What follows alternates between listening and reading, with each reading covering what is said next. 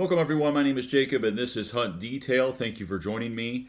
Happy Thanksgiving, and please take time to reconnect with friends and family. Please drive safe and enjoy some food and some football. It's an awesome time of year. It's also a time of year for Black Friday, and on a recent hunting gear podcast with Dan Johnson, I had a chance to talk with him about Black Friday deals that people should be on the lookout for. And it's really about upgrading your gear.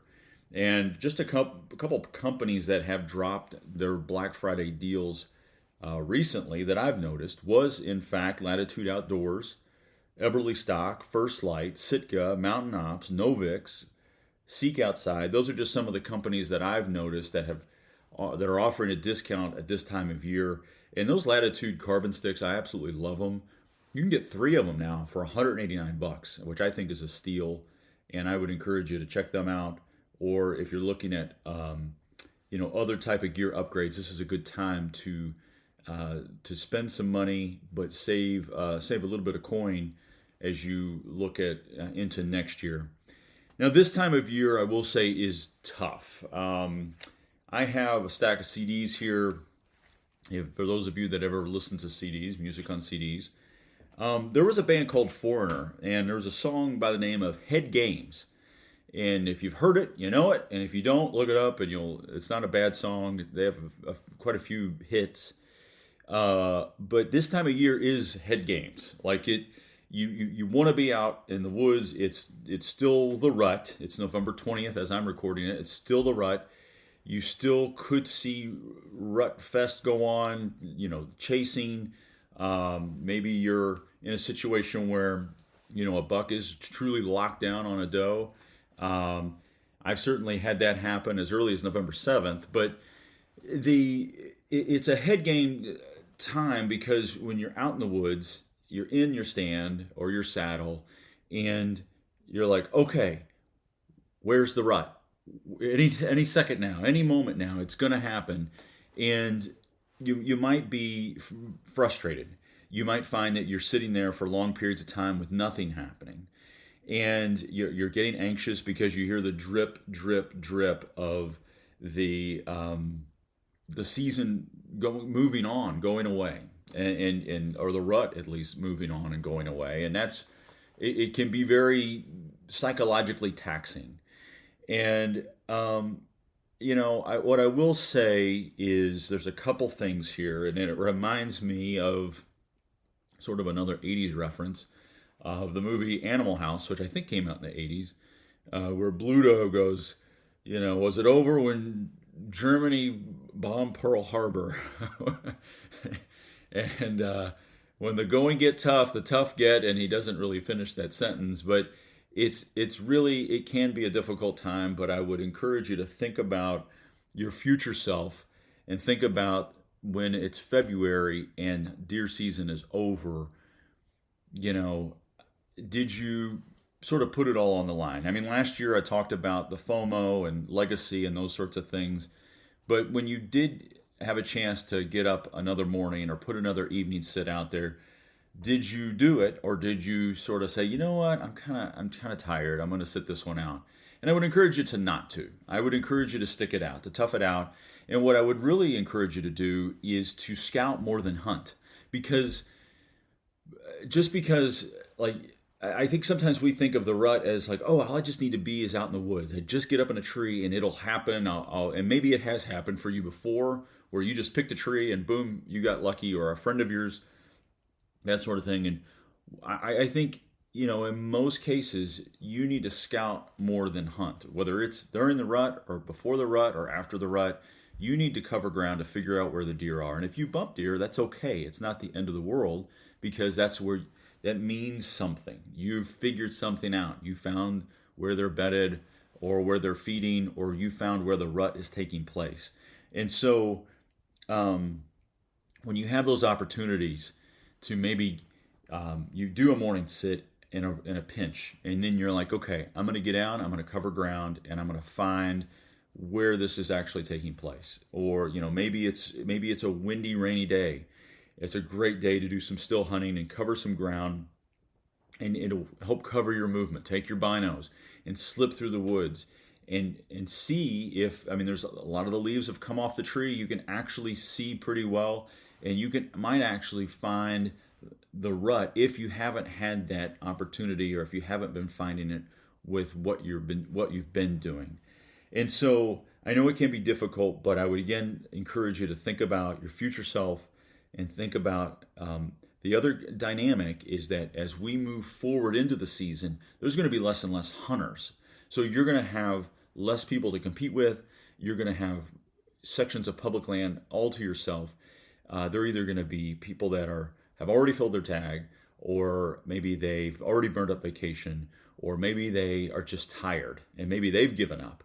And now you've got the woods to yourself. And now not only are you covering the ground, you're learning and you're building that database for next year and the following years after. So I just want to encourage you in that perspective. And I will transition with my own sort of rut story from this past weekend. So I hunted Saturday, all of Saturday, and then most of Sunday.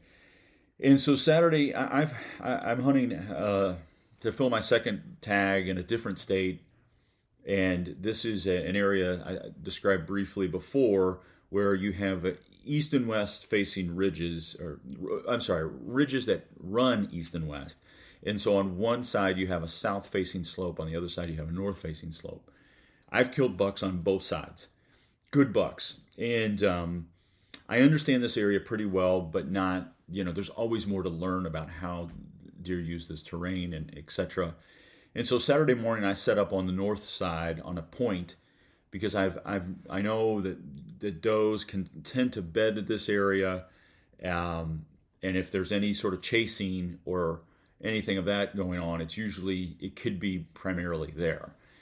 And so I did have a deer burn through, running, maybe like that, maybe I think it was a buck, maybe that they were maybe bumped, and I didn't get a good look at his size. I think it might have been a small buck, but he might have been bumped from another area, but he was burning through. And I did grunt at him. He stopped for a second and then he kept moving. And so it was one of those bluebird days where it's very bright outside, and the sun's out, no clouds, and it's really hard to see certain things because of the shadows of the trees and the leaves on the terrain and on any animal that comes through.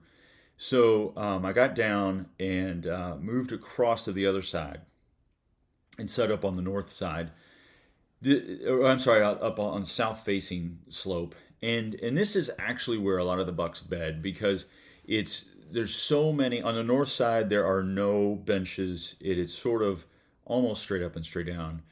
It's very open, strangely, but the south side is covered with brush in tiers of several benches at different levels. It's really an ideal setup for a buck. Now, I get a lot of south winds, so that means that there's a lot of south winds going in their face and a lot of thermals coming up. So it's sort of counterintuitive to what we would hear about buck bedding, because normally if you get a lot of south winds, they're going to be on a north slope with that leeward wind coming over and the thermals coming up, yada, yada, yada. But they're actually using the south side to bed more. And that's how I've killed, a lot of times that's the patterns that I see, is they'll be coming down from those bedding areas to check scrapes and check does and that sort of thing. And so about 2:30, I had a buck coming through, and I thought it was two people. The way that it was just busting brush, like it was like two hunters with big tree stands or something on, like. I even, I thought, oh, it's two guys. And then I look again and I was like, oh, it's a buck, and it's a shooter buck. And so I got ready, and all I can say, and I'm not going to give you the details, is that mistakes were made, and it's very painful, and it's disappointing. I don't have that buck. I should, and I could, but I don't. And I'm not going to bore you with the details. I'm not going to share the details because it's very frustrating to me as you replay this what happened after, as a result of that experience. But I'll leave you with this. Jocko Willink has a video called Good. If you haven't heard him talk about this, you should. Because anytime mistakes are happen or anything time something bad happens, his response is good. Because what it means is opportunity for something else. So I screwed up on this or I screwed up on that. Good. It means that more time, more prep, more opportunity for the next time. And so if you've made the mistakes, you've busted a buck, you missed when you shot, you made a bad shot, you didn't recover that animal, you slept in, you skipped, you whatever, you made too much noise. Good, because it's just that much more to prepare you for your next hunt, your next season, your next opportunity. Best of luck. Please share this with friends and like and subscribe, and good luck.